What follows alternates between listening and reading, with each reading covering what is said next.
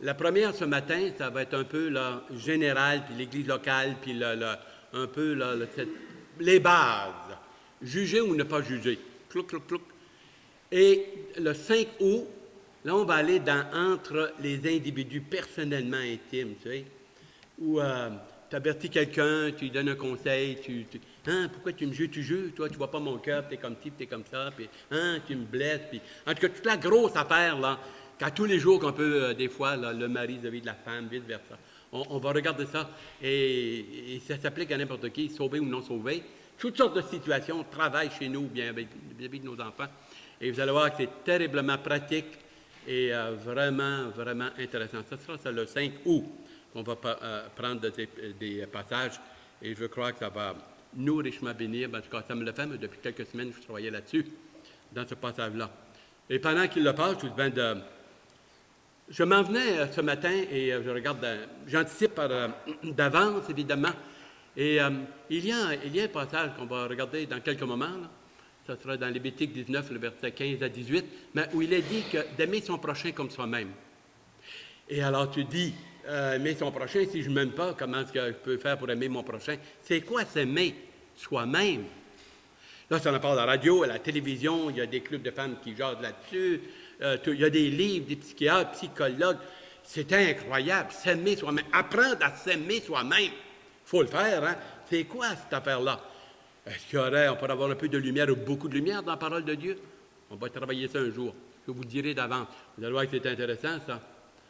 Ça va être très, très intéressant, je pense, et pratique à part ça. Pratique à tous les jours. On va ouvrir dans le psaume 9, le verset 9 et le verset 20 à 21, si vous voulez bien. Et puis on a juste un petit mot de prière, puis on décolle avec ça. Dans le psaume, hein? Est-ce que c'est ça que j'ai mentionné? Psaume, chapitre 9, verset 9 et le verset 20 et 21. 9. Il juge le monde avec justice. Il juge, en parlant de Dieu, l'Éternel, Yahvé, il juge les peuples avec droiture. L'Éternel est un refuge pour l'opprimé et un refuge au temps de la détresse. C'était le verset 10. Versets 20 et 21. Lève-toi, ô Éternel, que l'homme ne triomphe pas, que les nations soient jugées devant ta face. Frappe-les d'épouvante, ô Éternel, que les peuples sachent qu'ils sont des hommes. Et entre parenthèses, c'est les passages qui disent « ils ne sont pas Dieu ». Et il faut le réaliser. Sache que les hommes ne sont pas Dieu. Hein? Le peuple sache qu'ils sont des hommes. Si vous voulez bien, on va prendre un moment de recueillement, un bref moment, puis on va aller à l'exposé de ce grand thème, ce beau et ce grand thème. Prions, s'il vous plaît. Bien-aimé tendre Père, bien-aimé tendre Sauveur, c'est à tes pieds que nous venons, de cœur, d'âme et d'esprit, et vraiment que l'Esprit Saint puisse planer vraiment sur nous, en plus d'être en nous, et vraiment façon beau ce grand travail, et qu'il nous éclaire par ta parole, par ton Esprit Saint. Pierre a pu dire dans Jean 6, 63, au Seigneur, « À qui irions-nous? Tu as les paroles de la vie éternelle. » Alors trouve un peuple qui t'aime, qui désire dans la vérité le plus possible, la mettre en pratique. Et c'est la grâce que nous te demandons et nous t'invitons et nous sommes tout cœur et toute oreille devant ta parole et ton Esprit Saint. Amen. Amen. Amen. Juger ou ne pas juger. C'est un grand thème, c'est large. Ça c'est très, très large. Très, très large quand on regarde cela. Dans 2 Timothée, chapitre 4, le verset 1, je vous le mentionne pour sauver du temps, où il est dit devant notre Seigneur qu'il jugera les vivants et les morts. Les morts, ils vont ressusciter. Tous, nous allons passer devant, alors, un jugement. Ça va être pour les œuvres ou ça va être pour la perdition? Je vois qu'il y en a qui me regardent. Dans Romains 8, il est dit, il n'y a aucune condamnation pour ceux qui sont en Jésus-Christ. Alors là, on équilibre et on balance les choses. Le Seigneur est celui qui a été mandaté. Il est le seul et l'unique juge. Juge. Quand on parle de juger, et c'est un mot ça implique bien des choses. Par exemple, il y a des synonymes qui veulent dire la même chose, du pareil au même. Blanc, bonnet, bonnet, blanc, noir et blanc, blanc, noir. Et vous avez des mots comme par exemple comme avertir, examiner dans la parole de Dieu, sonder,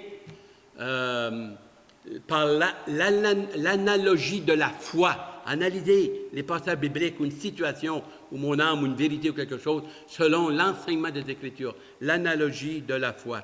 On a par exemple, la Bible dit s'examiner soi-même. Tous ces mots-là qui reviennent à la même chose, regarder, sonder, vérifier mon état, une situation, une décision. Ça laboure large, ça. En plus de cela, celui qui juge, qui est-il? Pourquoi le fait-il? Qui lui a donné la permission? Dans quelle attitude? A-t-il toute la lumière? Pour qui? Pourquoi? Comment faire? Ça va loin, c'est un qui dit « tu m'as blessé ». Ah oui, je ne voulais pas. Ah, mais écoute, ça laboure, ça, là. C'est pour ça qu'il faut le regarder en deux phases, tellement que c'est grand, tellement que c'est long, et c'est pratique en toute chose. En toute chose. Le Seigneur est le seul. Dans Actes chapitre 10, sur le verset 42, vous l'avez sur la feuille, vous allez me suivre. De temps en temps, on m'a donné quelques références, mais pas beaucoup. Vous essayez de me tenir au texte. Et puis, il y en a que je vais citer par cœur pour sauver du temps, mais que vous connaissez bien. Actes chapitre 10, le verset 42. Il est le seul juge, finalement, qui décide de l'éternité de mon âme et de me mettre des récompenses ou des châtiments, de plus en plus, je m'éloigne du mot. C'est plus le mot rétribution. Châtiment, c'est comme c'est de la malice, comme s'il y a de la vengeance. Non, c'est tout simplement, j'ai ce que je mérite, point. Alors, 10, 42. Voici ce qu'il est mentionné de la part des apôtres. Chapitre 10, 42. Et Jésus nous a ordonné de prêcher au peuple et d'attester que c'est lui qui a été établi par Dieu, pas n'importe qui, par Dieu, juge des vivants et des morts. Actes chapitre 17, versets 30 et 31, si vous voulez tourner quelques pages. Chapitre 17, versets 30 et 31. 30 et 31. Dieu, sans tenir compte des temps d'ignorance dans l'Ancien Testament et même jusqu'à la venue du Fils de Dieu, annonce maintenant à tous les hommes, en tout lieu, ça couvre pas mal de monde, ça, qu'ils ont à se repentir, regretter, tourner, changer d'avis et vraiment avouer ce que Dieu avoue. Parce qu'il a fixé un jour où il jugera le monde selon la justice par l'homme qu'il a désigné, ce dont il a donné à tous une preuve certaine en le ressuscitant des morts. Quand on fait cette déclaration, cet énoncé ici, là, Jésus-Christ, le seul juge, il est mandaté par Dieu, il est venu sur la terre. Alors, c'est le logos, la parole incarnée, et dans la Bible, c'est la parole inspirée. Les deux vont de pair. L'un reflète et exprime l'autre. Plus loin, d'ailleurs, le Seigneur pouvait dire, ce que je dis pas de moi-même, c'est le Père qui me l'a enseigné. C'est quand même fantastique, ça. Le Père me l'a enseigné. Et des fois, on demande quand le Seigneur priait des nuits de temps, il priait pourquoi? Vraiment la volonté du Père, dans les moindres détails, se rappeler, et vraiment, on peut dire comme homme, là, homme parfait, disons des passages de l'Ancien Testament qui parlaient de lui, et vraiment de plus en plus, pouvait se les appliquer et les vivre. Force et la grâce, c'est quand même fantastique. Dans Jean, ça je vous donne par cœur, là, Jean chapitre 3, le verset 17 et le verset 18. Dieu, en effet, n'a pas envoyé son Fils dans le monde pour qu'il juge le monde, mais pour que le monde soit sauvé par lui. Sauvé par lui. Le premier point est la raison, surtout principale, c'est exprimer l'amour, la sainteté du Père, le fardeau du Père, et venir pour nous sauver. Sauver de quoi? De l'erreur, du mensonge, de notre perdition. Si notre cœur n'est pas changé, on est fait à l'os. Changer notre cœur, notre attitude, et plus que cela, nous donner une nouvelle nature spirituelle à son image et à sa ressemblance, à l'image de Jésus-Christ. Maintenant, si celui qui ne se convertit pas, il est dit que la colère de Dieu demeure sur lui. Tu as les deux, tu as un équilibre ici. Là. La colère de Dieu demeure sur lui. Jean chapitre 3, ça c'est le verset 36. Hein? Verset 36, je vous le donne. Là, j'aimerais que vous tourniez avec moi dans Jean 5, 26 et 27. C'est quand même bien intéressant et je vous l'apporte. ensemble. Alors, si vous voulez qu'on le regarde, Jean 5, 26 et 27. « Car comme le Père a la vie en lui-même, ainsi il a donné au Fils d'avoir la vie en lui-même. Et il lui a donné le pouvoir de juger, parce qu'il est le Fils de Dieu. Et il a pu dire lui-même qu'il est la résurrection et la vie. Nul ne vient au Père que par moi, puis tous des passages semblables. » Chapitre 12, versets 48 à 50. Chapitre 12. La parole de Dieu va nous juger. Va nous juger. Chapitre 12, toujours dans l'Évangile de Jean, versets 48 à 50. Alors, il y en a qui veulent nous suivre, bibliquement. « Celui qui me rejette et qui ne reçoit pas mes paroles, il dit, ces mêmes paroles que je vous donne sont celles qui vont vous juger au dernier jour. Parce que j'ai annoncé, celui qui me rejette et qui ne reçoit pas mes paroles à son juge. » Ah oui, déjà, oui. La parole que j'ai annoncée, c'est celle qui le jugera au dernier jour. Car je n'ai point parlé de moi-même, mais le Père qui m'a envoyé m'a prescrit lui-même ce que je dois dire et annoncer. Et je sais que son commandement est la vie éternelle. C'est pourquoi les choses que je dis, je les dis comme le Père me les a dites. Le but premier de la venue de Christ, c'est le salut. Apporter la parole, le cœur et le désir du Père, le plan d'amour conçu par le Père vis-à-vis alors de l'humanité, chacun de nous. Nous avons dans Hébreux chapitre 4, versets 12 et 13, par exemple, que Sylvain a lu il y a 2 semaines, où il dit que la parole de Dieu, elle est vivante et efficace. Et il nous a dit, réalisez-vous, elle est vivante, elle est efficace. Je me rappelle, j'étais ici il y a 2 semaines. Elle est vivante et efficace parce que c'est l'Esprit de Dieu. C'est une parole qui vient de Dieu, c'est une parole vivante et efficace. Elle porte du fruit. La preuve, vous êtes ici. À côté, plus loin, il y a des centaines de millions, comme vous et moi, qui chantent les cantiques qu'on a chantés ce matin et qui croient et qui la vivent, ce cantique. C'est une joie, c'est un baume, c'est l'allégresse.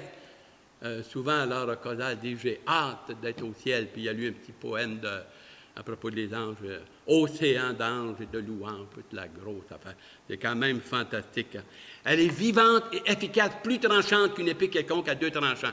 Pour faire quoi? La parole de Dieu, là, c'est de l'absolu, ici-bas et dans le cœur de Dieu, pénétrante à partager âme et esprit dans le plus profond de l'être humain, émotions, sentiments. Et elle juge, ah oui, elle juge les sentiments et les pensées du cœur.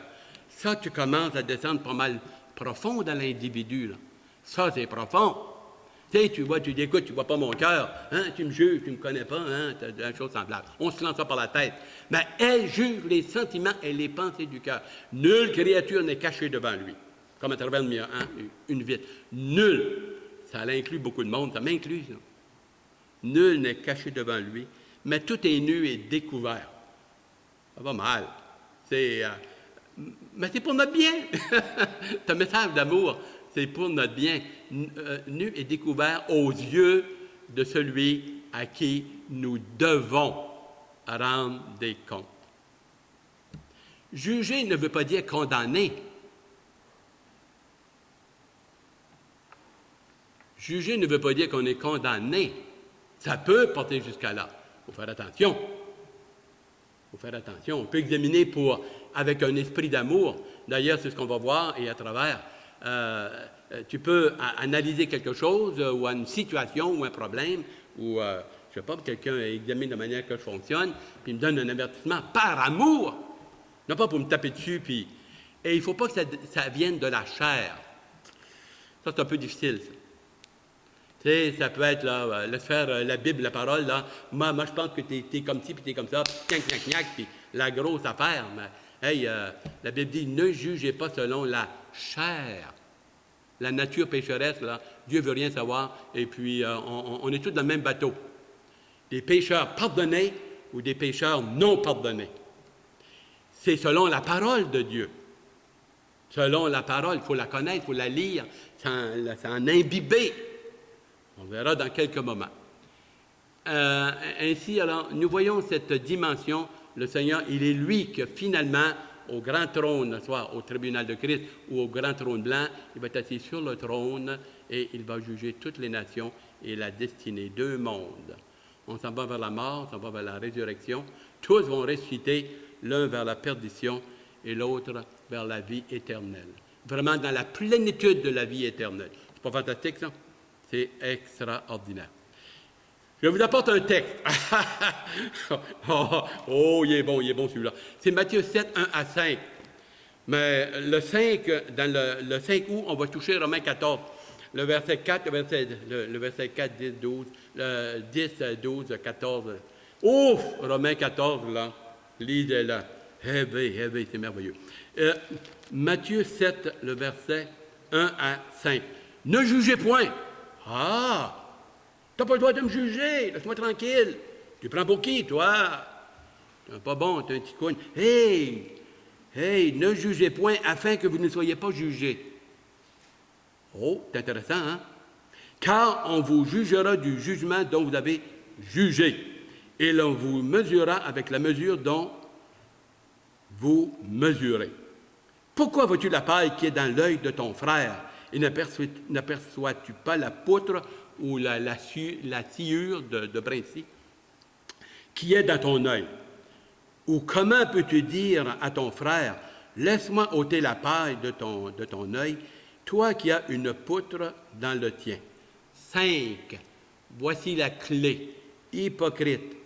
Ôte premièrement la poutre de ton œil, et alors tu verras comment ôter la paille de l'œil de ton frère. Ne donnez pas les choses saintes aux chiens, puis il continue. Et le verset 15 à 20, c'est du jugement. Alors là, il y a de la confusion dans cette question-là, de juger, pas juger, et puis là, tout cet aspect-là. Qu'est-ce qu'il est en train de dire? Premièrement, là, le verset 3 à 5, c'est un proverbe, une vérité, pas dans le livre des proverbes, mais une vérité. D'ailleurs, on trouve des passages semblables dans le proverbe 27, au verset 6, je pense. C'est ici, finalement, ça tourne alentour de l'hypocrisie. Si je veux donner un conseil, un avertissement d'amour, ça m'inquiète, j'ai un fardeau d'amour, tu l'as envers moi, tu veux m'avertir, me conseiller, m'encourager et dire, écoute, ça laisse à désirer, je me demande que, puis il faut le faire avec amour, avec passion et compassion, avec délicatesse. On verra dans quelques moments dans Galates 6, verset 1. Également, il donne une petite illustration, l'illustration verset 3 à 6. Il dit, écoute, si tu as certains péchés, vraiment assez graves, merci, tu l'excuses, puis tu ne le vois pas, mais tu es là à graffiner et à gratter sur le dos des autres pour des choses plus banales. Et Seigneur dit, écoute, allume, là, commence à t'examiner, à aller chercher de la victoire sur certains péchés que tu as dans ta vie. Et quand tu auras appris comment avoir la victoire, merveilleux, là, tu deviens équipé ou être capable d'encourager un autre frère qui a un problème semblable. Et quand tu le fais, il ne faut pas que ça soit fait à la place de Dieu. C'est Dieu qui est juge et qui est maître et qui est souverain. Si tu te prends là, d'une manière arrogante, égoïste, pédant et fendant, et tout ce que tu voudras de manière arrogante, et le gros quitte, là, il dit, écoute, là, si tu essaies de détrôner Dieu dans le jugement, là, ben, tu vas goûter sa sainteté, il va te traiter comme lui dans sa sainteté, ça va très, très mal aller. Vas-y avec humilité. Humilité. Là, il me le dit, ça. Il faut que je me surveille, il faut qu'on se surveille. Ce n'est pas nécessairement facile, cette affaire-là. Il y a dans Luc 6, le verset 37 à 39, puis 41, 42, il dit pratiquement la même chose. Alors, je l'ai donné, mais on n'y touche pas ce matin. Ça, tout est correct. Dans Jacques, alors on va arrondir ça. Jacques, chapitre 2, le verset 8 à 13. Lui aussi, je vous l'ai donné, mais chapitre 4, le verset 11 et 12, on va s'arrêter là pour quelques moments. Si vous voulez tourner ça, c'est vers la fin, parce que les deux passages, c'est du pareil au même. Alors, je me dis, je l'ai mis pour arrondir, appuyer, mais regardons celui-là de versets 11 et 12 est plus simple à comprendre. Dans le chapitre 4, Jacques, chapitre 4, versets 11 et 12. Je vous laisse du temps. Ne parlez point mal les uns des autres. Frères, il fait appel au cœur et à l'amour, à cette famille de Dieu. frère. Celui qui parle mal d'un frère ou qui juge son frère parle mal de la loi et juge la loi. Or, si tu juges la loi, tu n'es pas observateur de la loi, mais tu en es juge. Un seul est législateur et juge. C'est celui qui peut sauver et perdre. Mais toi, qui es-tu qui juge le prochain? Et il continue, alors quand vous regarderez dans chapitre 2, là, le verset 8 à 13, surtout le verset 12 et 13 dans Jacques, ce passage-là est un passage qui s'adresse beaucoup aux Juifs, parce que c'était dans la diaspora, c'était tous les Juifs qui ont été dispersés, et ils écrivaient des lettres de près et de loin. Alors, il parle de la loi de Moïse, vraiment, là, dans cette dimension-là. Et tant la loi que Dieu a donnée à Moïse que maintenant, où il est parlé de la question de la loi de Christ, et toute cette dimension-là, c'est qu'il est en train de dire que celui, alors, qui juge, celui qui juge un frère, qui ne oublie pas que c'est un frère dans le Seigneur. Il a un sauveur, il a un maître. C'est celui qui juge notre cœur et qui vraiment détermine. Employer la parole de Dieu, oui, mais le faire avec délicatesse, avec passion, avec vraiment... comme il est dit, il y a un passage, je vous invite à tourner dans Lévitique 19, 15 à 18. De loin, c'est beau. Lévitique 19, 15 à 18, ça nous donne le ton, si on peut dire, dans quel esprit qu'il faut le faire. Et ça, Lévitique, chapitre 19, le verset 15 à 18. Vous ne l'avez pas sur votre feuille, mais je vous le donne. Je me suis repenti. Je n'étais pas pour le mettre, mais je l'ai fait. Disons pour moi. Chapitre 19. Regardez bien. Lévitique, Ancien Testament. Genèse, Exode, Lévitique, 3e livre. Ça, c'est l'Éternel qui parle. Il donne ses commandements. Tu ne commettras point d'injustice ou d'iniquité dans tes jugements. Tu n'auras point égard à la personne du pauvre et tu ne favoriseras point la personne du grand. Mais tu jugeras ton prochain selon la justice. La révélation de Dieu dans sa parole. Et verset 16, tu ne répandras point de calomnie parmi ton peuple, parmi les enfants de Dieu. Tu ne t'élèveras point contre le sang de ton prochain. Je suis l'Éternel.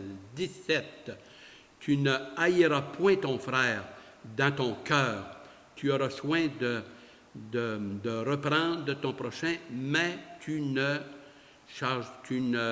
te chargeras point d'un péché à cause de lui. Tu ne te vengeras point et tu ne garderas point de rancune, d'amertume contre les enfants de ton peuple. Et aujourd'hui, on dirait contre l'Église de Dieu, les enfants de Dieu, ton frère et ta sœur, ta parenté, de près ou de loin, et ici-bas présentement. Tu aimeras ton prochain comme toi-même. C'est là, c'est le passage. Ça veut dire quoi, aimer son prochain comme toi-même? Je suis l'Éternel. Jacques dit, celui qui touche, là, et celui qui veut se prendre une position comme Dieu, ben, il va être jugé à la hauteur de la sainteté de Dieu. Ça va être, fais pas ça. Il nous avertit, tant les Juifs dans la diaspora que chacun de nous. Comment faut-il le faire? Galates, chapitre 6, le verset 1. Galates, le livre aux Galates, les Galatiens, la ville de Galates, chapitre 6, le verset 1. Il nous donne l'attitude, le comment. Le comment. Galates 6, 1. Frères, si un homme vient à être repris en faute, parmi les enfants de Dieu, un encore de nature pécheresse, c'est dans le très possible, ça arrive et ça va arriver. Ça peut être ton mari, ça peut être ton enfant, ça peut être un autre dans le Seigneur ici. Vous qui êtes spirituels, c'est qui quelqu'un qui est spirituel? Qui marche selon l'Esprit de Dieu, selon la parole de Dieu, et qui vraiment humblement devant Dieu. Vous qui êtes spirituels, qui avez de l'âme dans le Seigneur, dans la parole, et qui vraiment a été discipliné dans le passé, par le Seigneur, alors on a appris, on devrait redresser le avec un esprit de, quel est le mot? Et c'est pas fort, avec douceur, délicatesse, politesse, tendresse, avec crainte et tremblement, nous dit la parole. Avec crainte et tremblement. 1 Corinthiens 10, le verset 12. Alors, Dieu avait châtié vraiment, si on peut dire, vraiment corrigé le peuple dans le désert. Et ces choses ont été écrites pour votre édification et pour votre avertissement.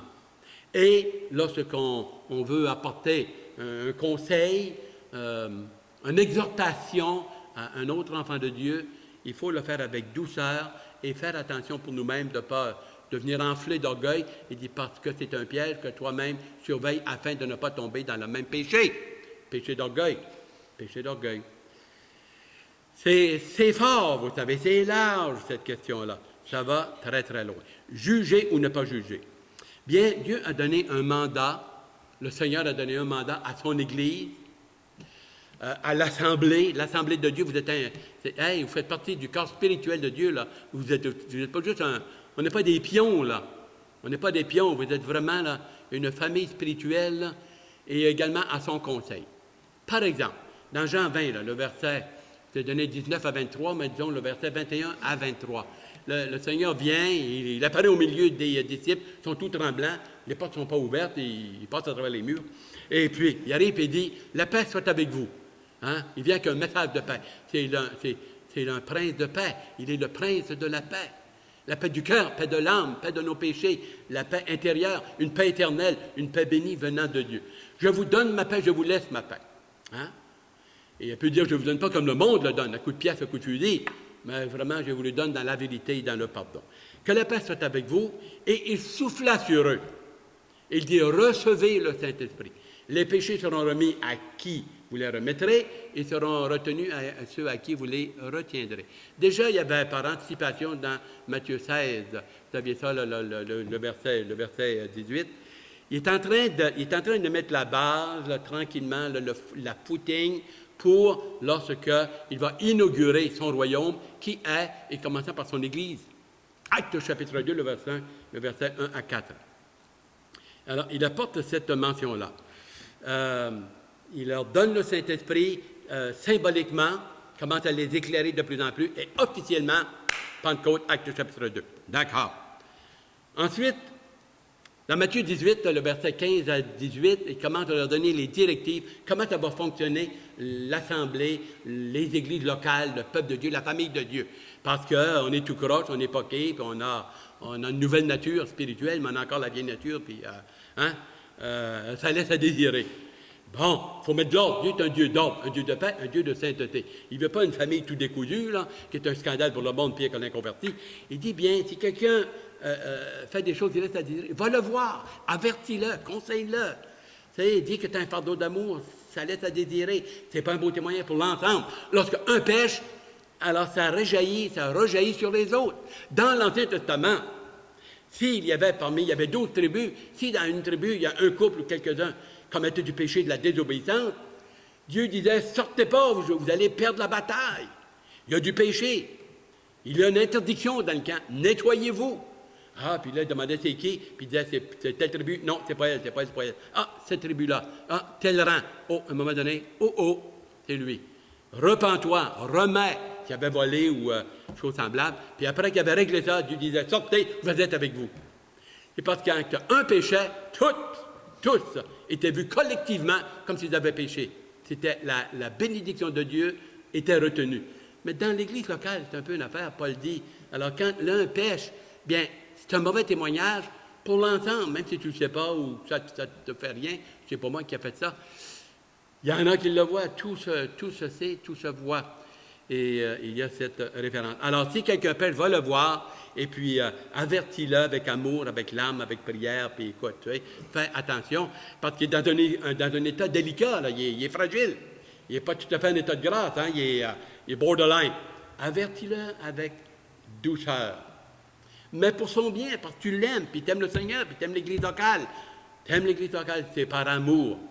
S'il ne veut pas, prends-en 2 autres, pour t'assurer que tu ne perds pas les plombs. Et s'il ne veut pas écouter, dis-le à l'Église. S'il ne dit pas à l'Église, bien, qu'il soit considéré comme un païen ou un publicain, ou vraiment, il a besoin vraiment de passer par une discipline du Seigneur à ce moment-là. Dans 1 Corinthiens, chapitre 5, le verset 3 à 5, où il y avait l'Église locale de Corinthe, il y avait du péché, de l'inceste, Et puis l'Église pétait bretelle, et puis l'Assemblée de Dieu pendait. Et Paul entend parler de cela, puis il dit, écoute, en grande partie, je crois que c'est vrai, au lieu de vous humilier, de pleurer, d'être attristé que du péché dans l'Assemblée, il dit, vous pétez les bretelles. Ha, ha, ha! Hey, il dit, un instant, là, ça ne marche plus l'affaire. Vous avez été lésés, vous avez été mous. Trop de compassion pour le péché. Trop de compassion. Il dit, dans le nom de Jésus-Christ, par la puissance du Saint-Esprit, et avec l'Assemblée, l'assentiment de l'Assemblée, qu'un tel homme soit livré à Satan pour la destruction de la chair, afin que le jour du jugement, il sauve son esprit, sauve son âme ou le côté spirituel. Alors, il y a une place pour un jugement, mais ici, c'est collectif et c'est pour le bien de l'ensemble. Et pour le gars également. C'était un type qui, alors, avait couché avec sa belle-mère, ou du moins, alors sa deuxième mère. Là, il s'était remarié, le père, semble-t-il. Nous avons cette dimension-là. Le verset 12 et 13 est assez intéressant, toujours dans 1 Corinthiens 5. Il dit ceci, « Les gens du dehors, là, on n'a pas à les juger, ils sont hors de notre portée, Dieu va s'en occuper, Dieu va les juger s'ils ne se convertissent pas. Ce n'est pas notre problème dans le sens, là, un fardeau, mauvais témoignage. Pas, ça tue, ça viole. C'est de la ratatouille, c'est incroyable, ça fait de la terre. Pas mon problème, ça. Pas le tien non plus. Mais il dit à l'intérieur de l'Église, par exemple. Là, il dit, il faut faire un nettoyage parfois. Je ne parle pas pour vous, ce n'est pas un message de jugement. Je parle, on met la base, parce que le prochain, là, ça va être intime et personnel, sans vous attaquer, là. Point n'est pas là. Et il dit, mais ceux de l'intérieur, il faut faire un nettoyage. Il faut faire un nettoyage. Sinon, l'œuvre de Dieu ne grandit pas. L'inconverti te regarde et dit, t'es pire que moi. Écoute, va te promener, va t'habiller. Hein? Pensez. Pensez. Il y a quelque chose ici, là. Il y a cette dimension-là que nous puissions voir. Ensuite, il y a l'enseignement. L'enseignement, où Dieu confie, puis il va y avoir des places où il faut juger comme Église, comme ensemble. Alors, Dieu a donné ici, dans ce passage, des exemples. Actes chapitre 15, je vous le donne. Actes chapitre 15, c'est l'Église de Jérusalem, et puis il y avait des gens de notre parti qui, alors, des Juifs se convertissaient, des judéo-chrétiens, et puis il y avait des non-Juifs qui se convertissaient. Et puis, les Juifs, il y avait un mélange qui disait, il faut que vous continuez à vous faire circoncire pour être sauvés, et puis ça a fait de la bisbille dans la famille de Dieu. Tu sais, 3000 qui se convertissent d'une claque, dans Actes chapitre 4, chapitre 5. Alors là, il y a un malaise, il y a une crise. Paul vient avec Barnabas, ils examinent tout cela, et c'est intéressant. C'est intéressant.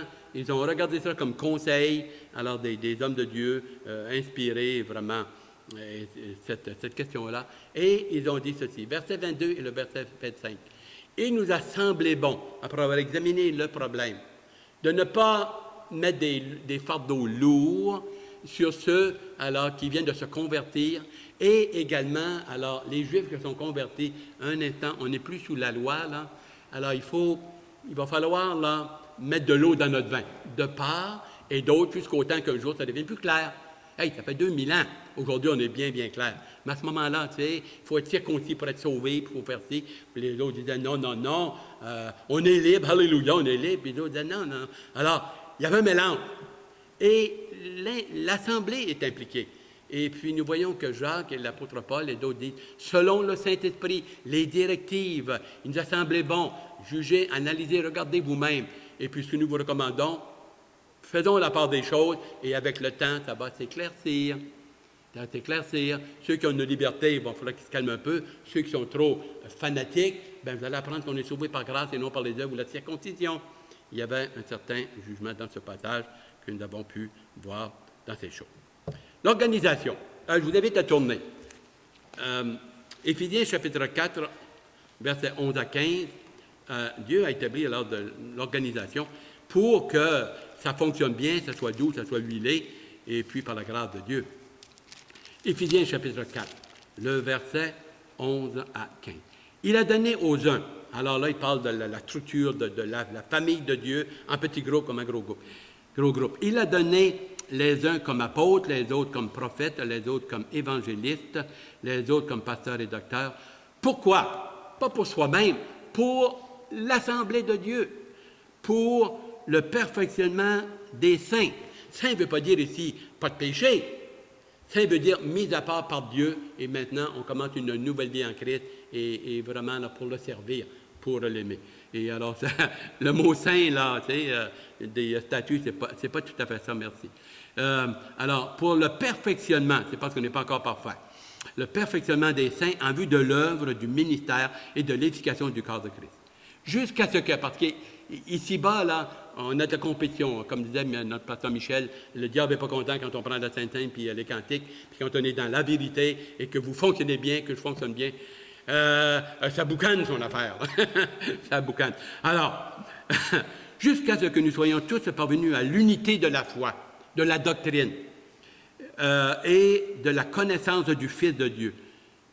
Connaissance du Fils de Dieu, à l'état d'homme fait à la mesure de la stature parfaite de Christ. Donc, il y a du travail à faire. Ainsi, nous ne serons plus des enfants flottants et emportés à tout vent de doctrine par la tromperie des hommes. Oh, brother! Par les ruses dans les moyens de séduction. Mais en professant la vérité dans l'amour, nous croîtrons, grandirons spirituellement à l'égard de celui qui est le chef, Christ. Et c'est de lui, grâce à lui et à tous les liens de son assistance, que tout le corps, bien coordonné, formera un solide assemblage. Et ça, c'est nous ce matin, c'est vous, c'est chaque groupe évangélique, là, vraiment qui prêche la totalité de la parole de Dieu, sans faire de mépris, sans mépriser, mais vraiment à monsieur tout le monde. On est tous sur le même plancher. Et puis, dans ce monde, il y a tellement de fausses doctrines et de fausses sectes et tout cela. On parle de 10 000. Et il faut connaître la parole de Dieu, puis il faut vraiment être prêt. Nous avons dans chacun de vous, si vous êtes né de nouveau, je crois que vous l'êtes, j'espère, nous prions pour cela. Vous avez, en plus d'avoir des dons, charismes, des qualités humaines, faites à l'image de la ressemblance de Dieu, vous avez un don spirituel. 1 Pierre, chapitre 4, verset 10. Chacun de vous, vous avez reçu au moins un don spirituel pour faire avancer l'œuvre de Dieu, le royaume de Dieu. Un don spirituel. Hébreux, chapitre 5, versets 12 et 14. On approche, courage. J'ai besoin de pardon, mais ça sent bien, on a presque fini. Hébreux, chapitre 5, versets 12 à 14. Vous, en effet, qui depuis longtemps devriez être des maîtres, vous en êtes venus à ce qu'on vous enseigne les principes élémentaires des oracles de Dieu. Vous en êtes venus à avoir besoin de lait et non d'une nourriture solide. Or, quiconque en est au lait n'a pas l'expérience de la parole de justice, car il est un enfant spirituel, bien sauvé, mais spirituel, il manque des choses. Mais la nourriture solide est pour des hommes faits, pour ceux dont le jugement est exercé. Le jugement est exercé en lui-même, il se fait examiner, éclairer, il se fait juger, on se fait juger par la parole de Dieu, et ensuite on peut examiner certaines situations, soit un frère ou une sœur dans l'église locale, ou dans ma famille, ou dans mon cœur, par la parole de Dieu et l'Esprit Saint, mais par la bonne doctrine. Si on est tout croche en doctrine, on va marcher tout croche. Ici, je vois, il y en a qui sont dans la mécanique, je pense ici à Dominique, il y a Martin. Si les roues d'une voiture sont mal enlignées, tu t'en vas puis ça baviole comme ça, ou tu tournes à droite puis ça s'en va comme ça, bien tu vas donner tout croche. La saine doctrine, Paul peut dire à Timothée, enseigne la saine doctrine d'une manière droite, claire et nette, et par travers l'expérience du jugement exercé à l'usage, dont le jugement est exercé par l'usage à discerner. Il faut quand même un certain jugement, il faut analyser, il faut regarder. On n'est pas à un discernement, ce qui est bien et ce qui est mal. Ce qui est bien et ce qui est mal. Dernière référence, Philippiens, chapitre 1, le verset 9 et 10, et on va clôturer ici, dans le livre aux Philippiens. Vous avez Timothée, Philippiens, Colossiens. Alors, si vous savez, c'est-à-dire Éphésiens, Philippiens. Bon, chapitre 1, verset 9 et le verset 10. 9 et 10. Et ce que je demande dans mes prières, c'est que votre amour augmente de plus en plus en connaissance et en pleine intelligence. Intelligence spirituelle, discernement. Pour le discernement des choses les meilleures. Les meilleures. Le chrétien peut perdre son temps. Toutes sortes de bébelles, toutes sortes de gugus. On a un temps, clac! Et on peut le dilapider. L'apôtre Paul dit, rachetez le temps quand les jours sont mauvais. Éphésiens 5,16. Rachetez le temps, comment est-ce qu'on fait ça? On regardera plus tard, pas ici. Pour le discernement des choses les meilleures, afin que vous soyez purs et irréprochables pour le jour de Christ. Irréprochables pour le jour de Christ. Vivre ensemble dans l'amour, dans l'harmonie, dans la paix. Dieu est un Dieu de paix et non un Dieu de colère ou un Dieu de vivre dans l'amour, dans l'humilité. Jacques, lorsqu'il a parlé au chapitre 2, au chapitre 4, si alors nous avons besoin d'être exhortés ou d'exhorter quelqu'un, on appelle exhorter, ça se fait par amour pour le Seigneur, par amour pour l'Assemblée, par amour pour lui. On l'aime, on est une famille spirituelle. Ma famille physique, elle va partir, je vais partir. Mais spirituelle, là, on va tous être ensemble. Pensez-y, vous allez m'endurer longtemps. C'est long, l'éternité, surtout vers la fin. Et je vais vous endurer. Mais là, ce qui est merveilleux, c'est qu'on va être changé d'une manière extraordinaire. Il n'y a pas d'amen ici. On va être changé en un clin d'œil. Et là, vous allez être tout beau, tout fin, peu importe que vous ayez 73 ans ou 37 ans. on va t'aimer davantage, mon cher aîné. C'est à ton tour de te laisser parler d'amour. Ah, fantastique, ça. De l'ordre. Et ça, c'est fantastique, parce que le péché nous détruit, nous éloigne, nous attriste, nous éloigne de Dieu, de la famille de Dieu. C'est épouvantable. Mais en communion avec la famille de Dieu, avec le Seigneur et l'Esprit Saint, c'est la joie, le bonheur. Ça, là, c'est une lettre d'amour, là. C'est un volume d'amour, là, de Dieu. Incroyable. Quand je chante le cantique, là, à tes pieds, je fonds à larmes, aux pieds du Seigneur. On ne peut pas aller plus loin. On ne peut pas aller plus haut. On ne peut pas aller moins loin. C'est dans l'humilité, courbé devant lui. C'est là que Dieu fait son travail, puis il nous rend humbles, comme un petit enfant. Matthieu 18, 1 à 4. À moins que vous vous convertissiez et que vous deveniez comme, semblable à un petit enfant, comme celui-ci qui avait dans ses bras, il dit, vous êtes perdus. Que Dieu nous aide, qu'il vous bénisse abondamment. Abondamment. On a un rendez-vous mercredi soir, on a un rendez-vous le 5 et d'autres dimanche prochain, où il va apporter la parole. Et le peuple de Dieu répondit, Amen, qu'il en soit ainsi.